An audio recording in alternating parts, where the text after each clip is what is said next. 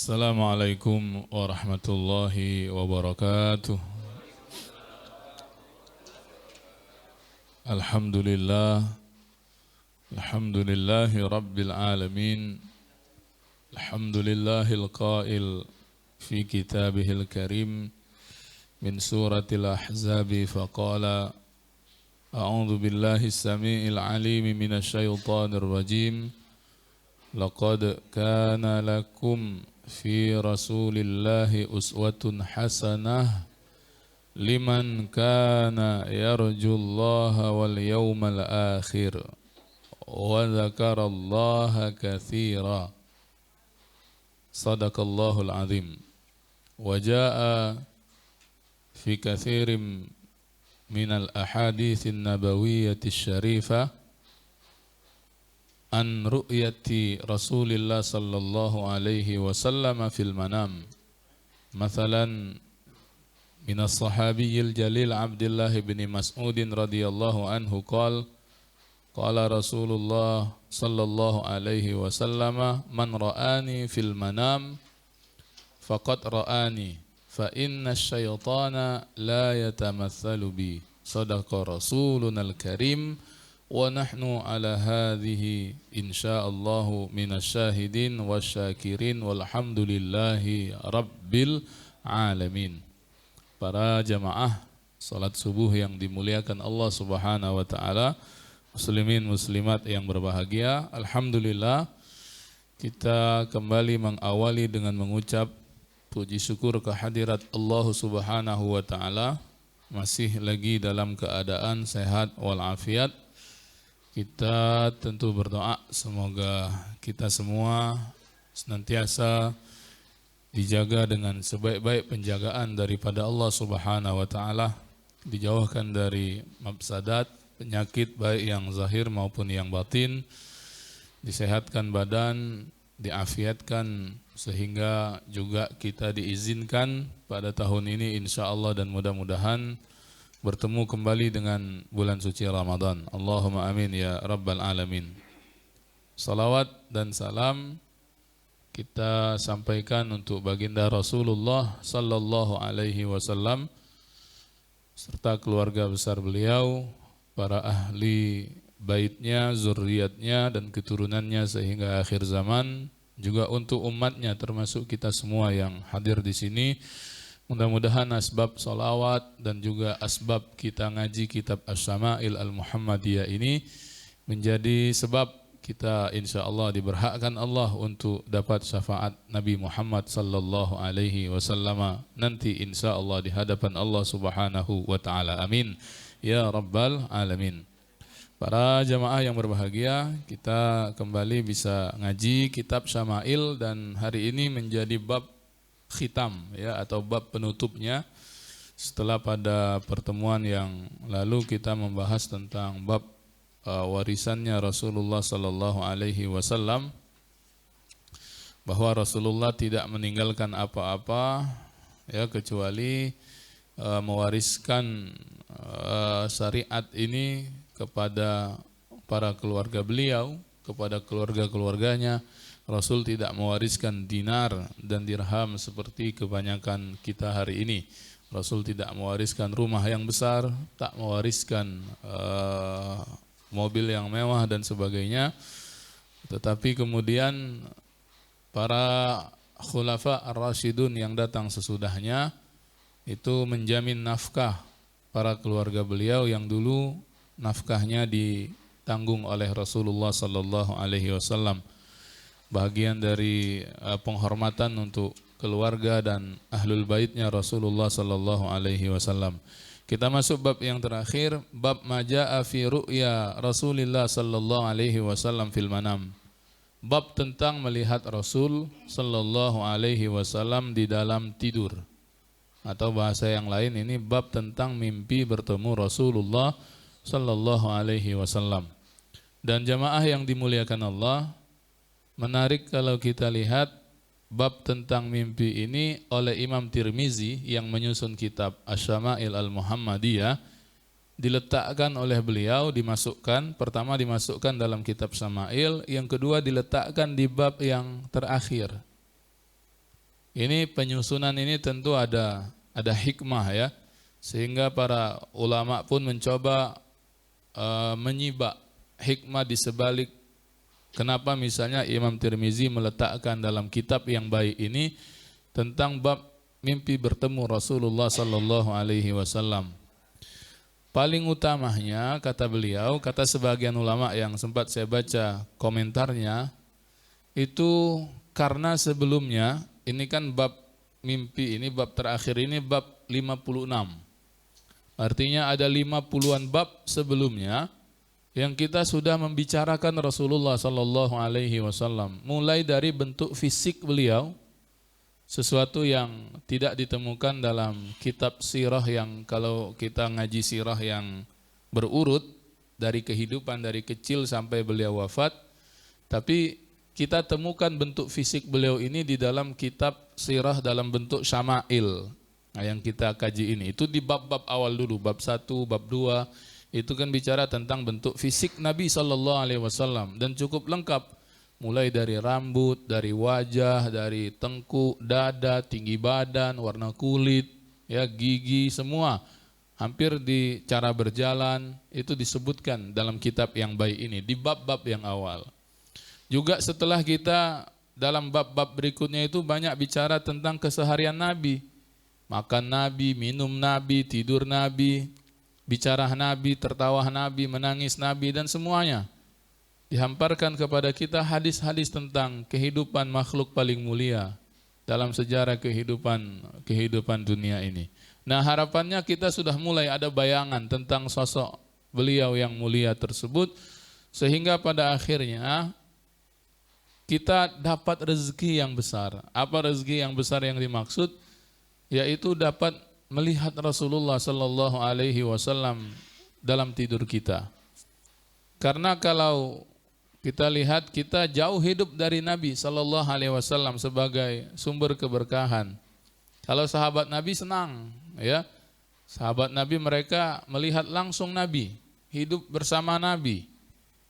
Ya, kalau ada masalah datang minta solusi kepada Nabi.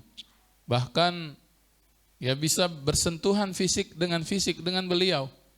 Cium tangan Nabi sallallahu alaihi wasallam atau bahkan memeluk Nabi. Kan ada kisah yang terkenal tentang seorang sahabat yang di penghujung kehidupan Nabi sallallahu alaihi wasallam pada akhirnya dengan siasatnya itu bisa memeluk Nabi tanpa Nabi memakai baju yang sebelah atas.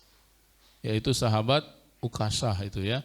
Bisa dilihat dalam sirah sahabat tentang kisah bagaimana Ukasah ini akhirnya bisa memeluk Nabi di akhir-akhir kehidupan beliau yang tidak dapat rezeki itu oleh sahabat yang lain.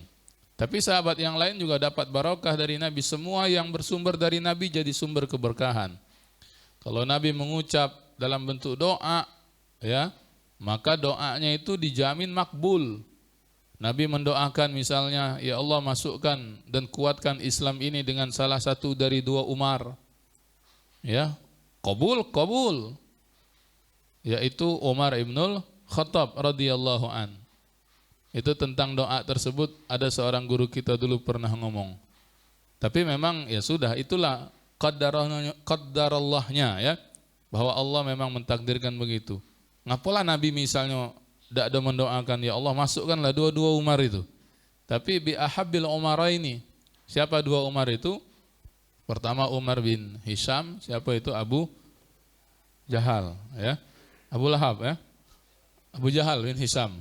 Yang satu lagi Umar ibnul Khattab, dan qadarullah takdir itu membawa hidayah kepada Umar ibnul Khattab. Sahabat-sahabat lain yang dapat doa khusus dari Nabi, misalnya sahabat Sayyidina Ibnu Abbas radhiyallahu an, anak mamangnya, jadi ini sepupu Nabi sallallahu alaihi wasallam. Tapi ketika Nabi jadi rasul, dia masih usia-usia remaja.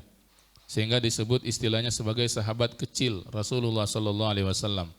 Doanya itu masih sering dibaca oleh para ustadz, dan saya pun kalau nutup majelis baca doa itu. Itu doanya dari doa Nabi untuk Ibnu Abbas. Allahumma faqihhu fid din wa 'allimhu ta'wil. Ya Allah, pakihkan Ibnu Abbas ini dalam urusan agama, pakarkan dia dalam urusan agama, dan ajarkan dia tentang takwil, kandungan, tafsiran Al-Quran. Dan kita bisa tahu Tafsir hari ini dari generasi sahabat yang masih bisa dibaca itu adalah tafsir Ibnu Abbas.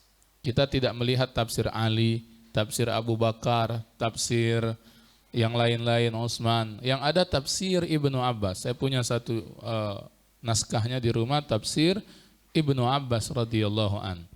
Atau yang sering saya sampaikan ceritanya, yang karena banyaknya dia meriwayatkan dalam kitab Syama'il ini, Anas bin Malik.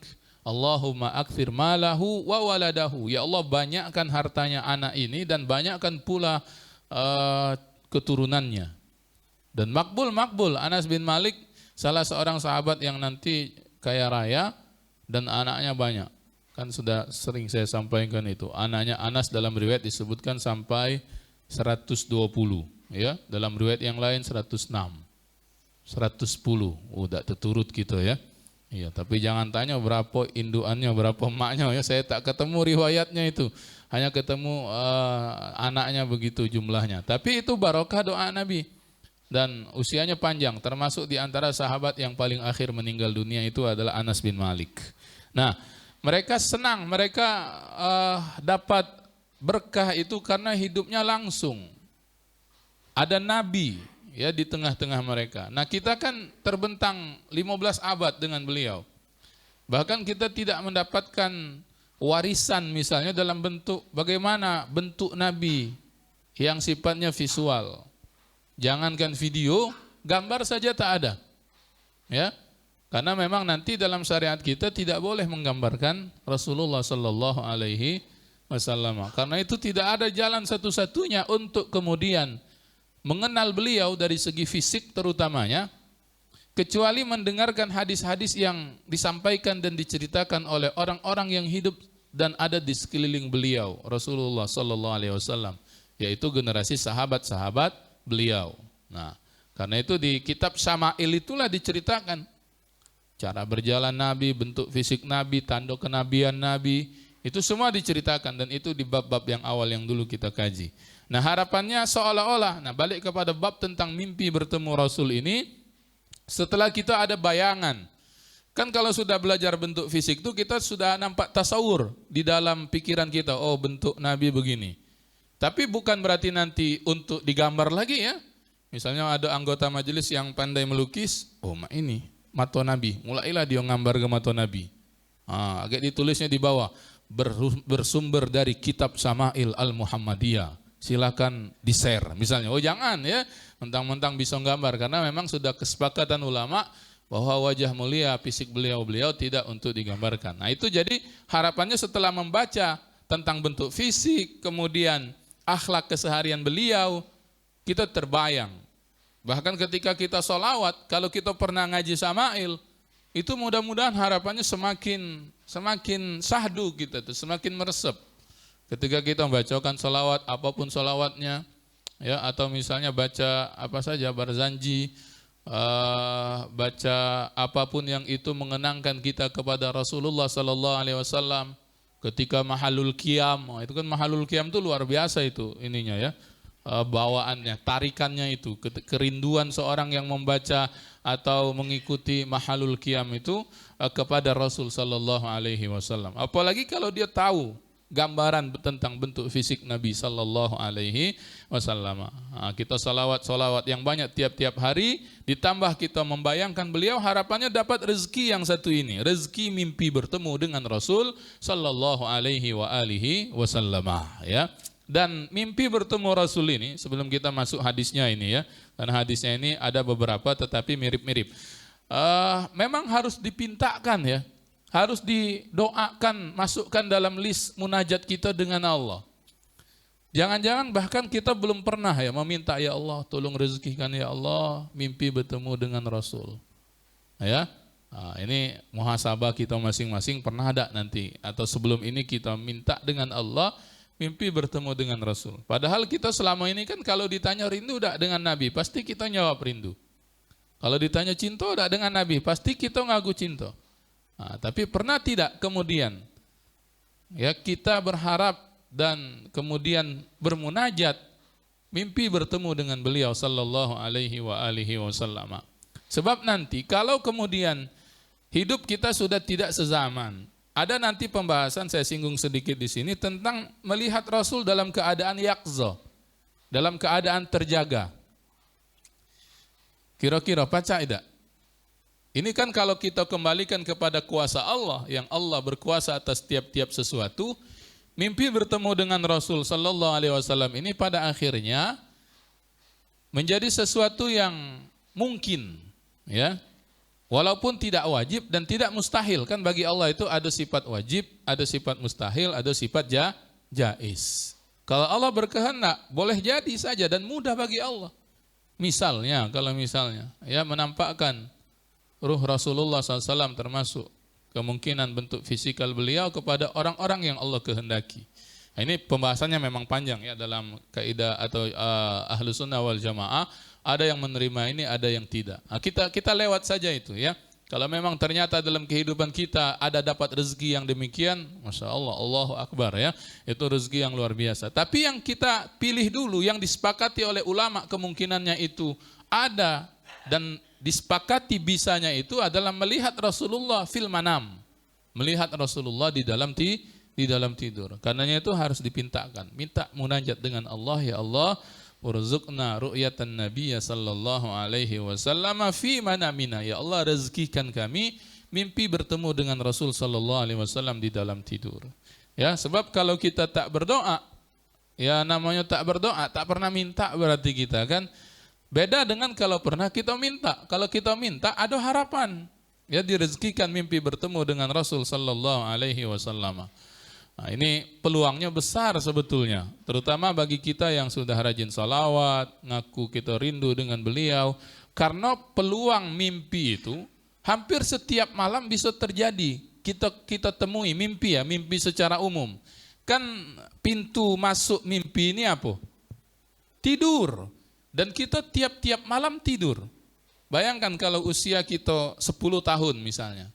10 tahun itu 365 malam kali 10, 3.650-an malam. Ada kemungkinan berarti 3.600-an kali kita bermimpi dalam 10 tahun itu. Walaupun nanti mimpi itu ada perbagainya. Ada mimpi yang memang datang dari Allah, ada mimpi yang datang dari syaitan, ada mimpi yang selama ini kita kenal dan paling banyak yang jenis ketiga ini apa? Bunganya tidur, ya. Nah, itu bunganya tidur itu. Itu baru 10 tahun. Kalau usia kita 30 tahun, tinggal dikalikan saja. Bisa puluhan ribu malam yang kita lalui dengan kemungkinan puluhan ribu kali pula kita bermimpi.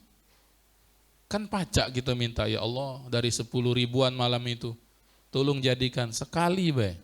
Sekali baik, ya. Ya kalau berkali-kali itu namanya nikmat dan anugerah. Tapi kita minta, ya Allah, sekali saja paling tidak pernah menatap wajah mulia Rasul sallallahu alaihi wasallam di dalam tidur kita semua. Nah, ya. Nah, itu baik, kita baca hadisnya.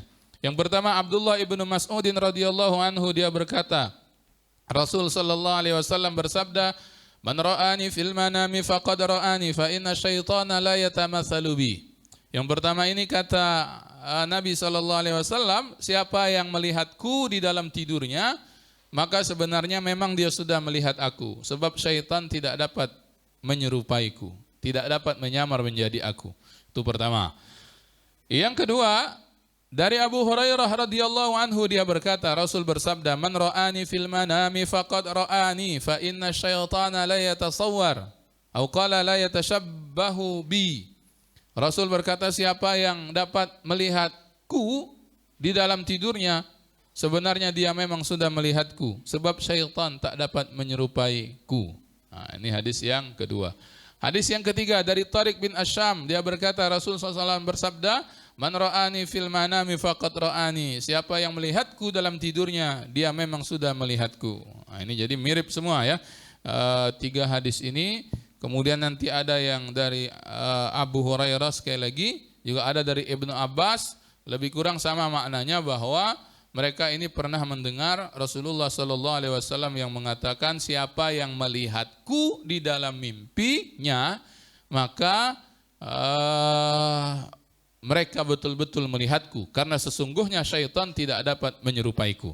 Nah, jamaah yang dimuliakan Allah Subhanahu wa taala, jadi mimpi bertemu dengan Rasul, dan ketika kita merasakan betul bahwa ini adalah beliau sallallahu alaihi wasallam, maka memang betul kita itu mimpi bertemu dengan Nabi, dan syaitan sudah ditegaskan oleh Nabi dalam riwayat yang datang dari beberapa sahabat ini, tak dapat diserupai olehnya, tak dapat diserupai oleh syaitan.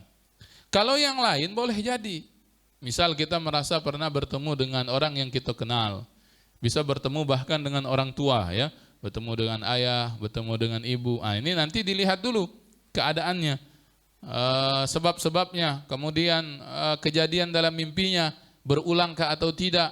Ya bisa jadi juga yang datang itu adalah syaitan yang menyerupai orang tua kita. Tapi kemudian ketika kita mimpinya bertemu dengan Rasul sallallahu alaihi wasallam, maka beliau sendiri yang mengatakan syaitan itu tak dapat menyerupaiku. Nah, kita lihat lagi hadis yang berikutnya yang agak panjang lagi.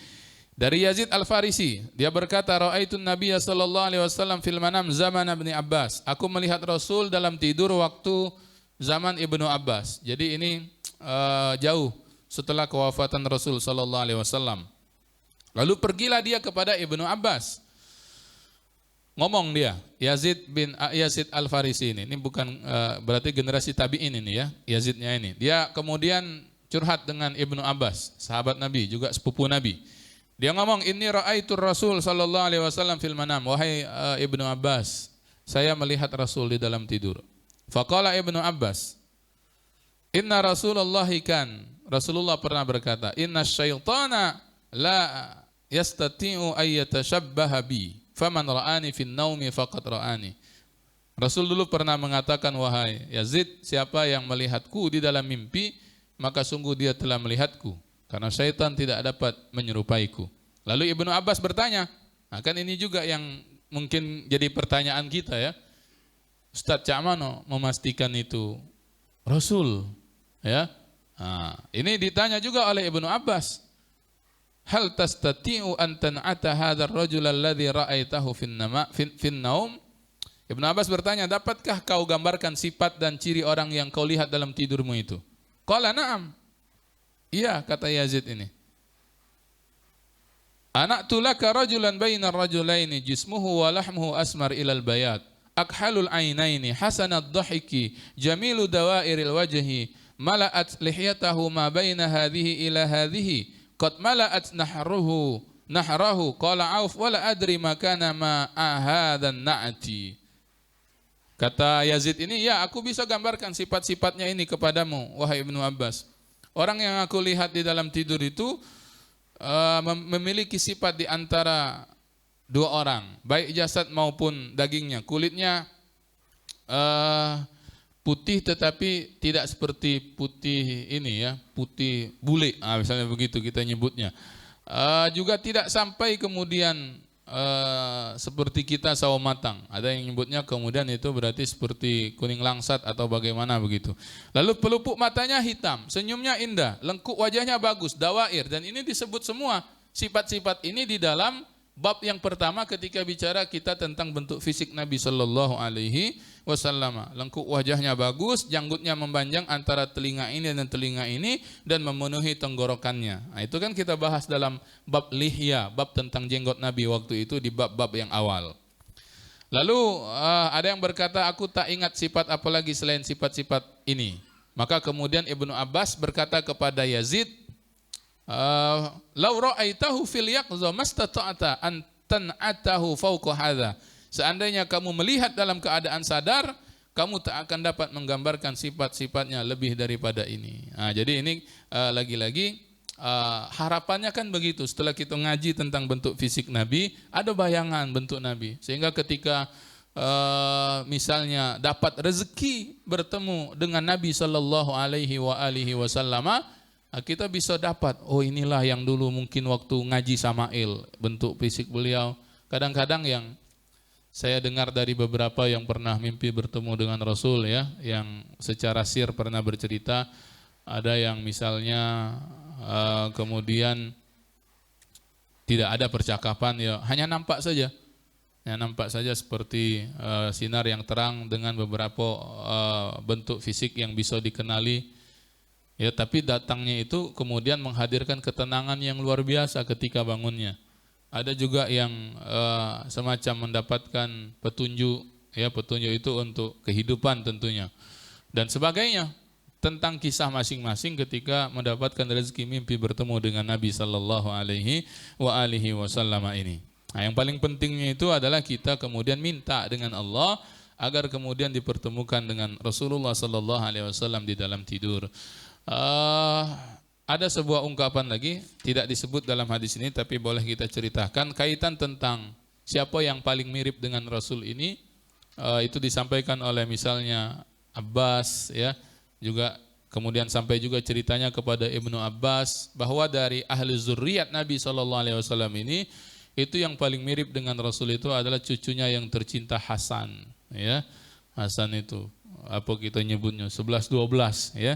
Dengan Nabi itu yang paling miripnya Hasan. Walaupun nanti ada qaul yang mengatakan Hasan itu miripnya dengan Nabi ma baina sadri ila wajhihi, antara bahagian dadonya sampai ke atas. Wa ma asfala minhu, itu mirip dengan cucunya yang satu lagi yaitu Sayyidina Husain, ya, Ibnu Ali bin Abi Thalib. Nah, ini kedua-dua cucu beliau ini sibti Rasulullah sallallahu alaihi wasallam. Inilah yang kemudian hari ini menjadi kakek ataupun nasab yang bersambung kepada para habaib hari ini, ya, para Alawiyin, para sayyid dan sayyidah, ya. Nah, ini yang kemudian di Indonesia kan ada namanya Rabithah Alawiyah, ya, yang kemudian itu untuk memverifikasi bahwa betul nasabnya itu bersambung sampai kepada Rasulullah melalui jalur Hasan dan Husain. Nanti kan dia binti Fatimah ibni Fatimah binti Rasulullah sallallahu alaihi wasallam. Jadi yang kemudian dalam tradisi para habaib juga tidak kemudian tiap-tiap yang ngaku habib langsung disahkan, diterima, ya. Mereka akan diuji dulu validitasnya. Ada lembaga verifikasinya. Nanti kalau sudah selesai itu macam dapat apa, ya, paspor, ya, surat kecil begitu sebagai petunjuk bahwa itu betul nasabnya bersambung sampai kepada Rasul sallallahu alaihi wasallam. Nah, jadi ini Bapak Ibu yang dimuliakan Allah, dan di sini ada kalimat yang menarik dari Anas bin Malik radhiyallahu anhu ketika menceritakan bahwa mimpi bertemu dengan Rasul itu hak, jadi bukan berkhayal, bukan diserupai oleh syaitan. Dia kemudian Rasulullah SAW mengatakan dalam hadis dari Anas bin Malik ini, ru'yal mu'min juz'un min sittatin wa arba'ina juz'an minan nubuwah, bahwa penglihatan orang di dalam tidur, orang-orang beriman itu adalah petunjuk dari Allah, dan satu dari 46 tanda-tanda kenabian. Warisan kenabian yang masih ada hari ini itu adalah ru'yatus salihina fi manamihim, mimpinya orang-orang soleh, ya. Nah, di antara warisan kenabian yang hari ini masih ada itu diantaranya mimpi yang benar. Kan mimpi itu kalau zaman Nabi, bagi Nabi itu salah satu cara untuk sampai wahyu. Ya, di antara wahyu yang kemudian sampai kepada Nabi itu diantaranya melalui tidur beliau. Ya, disampaikan melalui malaikat Jibril ketika Nabi sedang dalam keadaan istirahat, lalu Nabi teringat dan terbangun. Lalu kemudian itulah yang direkam oleh beliau dan disampaikan kepada sahabat. Nah, bagi orang-orang soleh sesudahnya sampai generasi kita hari ini, itu masih bisa kemudian dalam bentuk petunjuk yang didapatkan oleh orang-orang beriman ketika dia dalam keadaan tidur. Karenanya kita kadang-kadang kalau ada masalah atau sedang memilih di antara beberapa pilihan, ada salat sunnah namanya salat sunnah istikharah, itu sebaiknya dilakukan di waktu malam sebelum kita tidur. Ya, atau di tengah malam yang kita tidur dulu, bangun sholat istikharah, lalu ada kesempatan untuk melanjutkan tidur sebentar sebelum nanti kita bangun lagi di waktu subuh. Agar harapannya setelah munajat minta petunjuk dengan Allah, kita kemudian dapat hidayah dan petunjuk itu di dalam tidur. Ya, bagaimana bentuknya itu kuasa Allah, dan kita mungkin merasakan sendiri ketika kemudian mendapatkan hidayah dari Allah yang disampaikan melalui tidur kita itu. Nah, ini yang kemudian kita imani, jamaah yang dimuliakan Allah Subhanahu wa taala, sebagaimana sebuah qaul juga yang diyakini ittaqu firasyatal mu'min fa innahu yanzuru binurillah. Berhati-hatilah terhadap firasat orang beriman karena dia melihat dengan cahaya Allah Subhanahu wa taala. Dan firasat itu sebahagiannya petunjuk itu didatangkan oleh Allah melalui tidurnya. Nah, inilah bab yang bicara tentang mimpi bertemu Nabi. Tidak dipanjangkan lagi pembahasannya dalam hadis-hadis yang ada di sini. Hanya semua sepakat bahwa memang Rasulullah SAW kalau kita mendapatkan kehadirannya di dalam tidur, baik kita kemudian dengan mendapatkan sebahagian tanda-tanda bentuk fisik beliau seperti yang pernah kita mengajinya, atau kemudian tidak mendapatkan itu hanya sebagai nur misalnya, ya kita berhusnuzon. Mudah-mudahan itu adalah tanda kebaikan untuk kita yang sedang dalam keadaan tidur tersebut. Ya, baik, saya rasa itu saja tentang kitab Asy-Syama'il, dan bab ini menjadi bab penutupnya. Ada dua hadis sebetulnya menjadi kalimat-kalimat akhir oleh Imam Tirmizi. Boleh kita bacakan saja bahwa beliau mengatakan, mengutip dari perkataan Abdullah ibnul Mubarak, idza ibtulita bil qada'i fa 'alaika bil athar. Kalau kalian ditimpa suatu bala, hendaklah kalian berpegang pada athar. Maksudnya kalau kita ada satu masalah, ada suatu perselisihan, coba tengok lagi ada tidak petunjuknya di dalam Al-Quran dan di dalam hadis Nabi SAW, baik itu perkataan atau perbuatan beliau, atau misalnya di bawahnya perkataan perbuatan sahabat atau generasi yang berikutnya yaitu para tabi'in dan tabi'in. Kemudian beliau mengutip satu perkataan Ibnu Sirin yang disandarkan kepadanya bahwa hadal hadisu dinun, perkara urusan agama ini, hadis-hadis ini itu adalah urusan agama. Fanzuru amman ta'khuduna dinakum. Karena itu lihatlah dari siapa kamu mengambil ajaran agamamu ini. Nah, ini tentu jadi motivasi bagi kita semua untuk senantiasa mengaji dan belajar agar kemudian ya petunjuk itu ada di sekeliling kita semua. Tinggal kita kemudian mendapatkan petunjuk itu sehingga jalan hidup kita itu selamat. Tidak kemudian jatuh dalam perkara yang syubhat, apalagi jatuh dalam perkara yang diharamkan Allah Subhanahu wa taala. Baik, saya rasa itu saja, sekaligus juga mengakhiri dari kitab Asy-Syama'il Al-Muhammadiyah Imam Tirmizi, karena ini juga terakhir ya di bulan Sya'ban. Berarti nanti ketemu di Ramadan ada satu Ahad, karena Ramadan mungkin nanti tema Ramadan, nanti ketemu lagi berarti Syawal. Saya nanti serahkan kepada pengurus atau nanti bisa diskusi mau ngaji kitab apa setelah Asy-Syama'il ini. Kalau mau lanjutannya itu ada Syama'il satu lagi, karangan Ibnu Katsir yang mengarang kitab tafsir Ibnu Katsir. Lebih tebal bahkan, dan ada yang tidak diceritakan oleh Imam Tirmizi ini yang ada di dalam kitab tersebut. Tapi nanti insyaallah disampaikan lagi. Wallahu a'lamu bishawab. Walhamdulillah rabbil alamin. Salatullah salamullah ala taha rasulillah. Salatullah salamullah ala yasin habibillah. Ala yasin habibillah. Salatullah salamullah ala taha rasulillah. Salatullah salamullah ala yasin habibillah. Tawassalna bi bismillah wa bil hadi rasulillah. Tawassalna bi bismillah wa bil hadi rasulillah. Wa kulli mujahidin lillahi bi ahlil badri ya Allah. Salatullah salamullah ala taha rasulillah. Salatullah salamullah ala yasin habibillah. Ilahi sallimil umma minal afati wan niqma.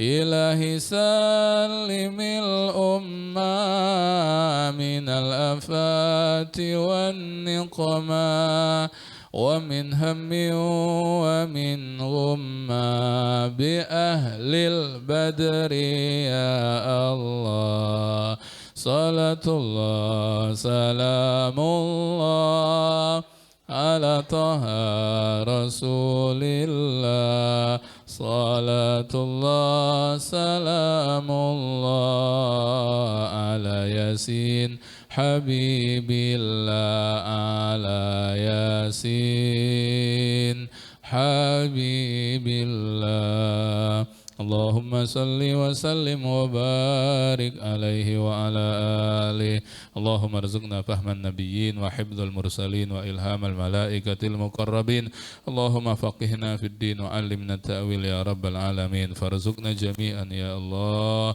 رؤية حبيبك المصطفى في منامنا وارزقنا يا الله شفاعة الحبيب مصطفى محمد صلى الله عليه وآله وسلم يوم نلقاك فيه ربنا آتنا في الدنيا حسنة وفي الآخرة حسنة وقنا عذاب النار والحمد لله رب العالمين وسبحانك اللهم وبحمدك نشهد أن لا إله إلا أنت نستغفرك اللهم ونتوب إليك والحمد لله رب العالمين السلام عليكم ورحمة الله وبركاته.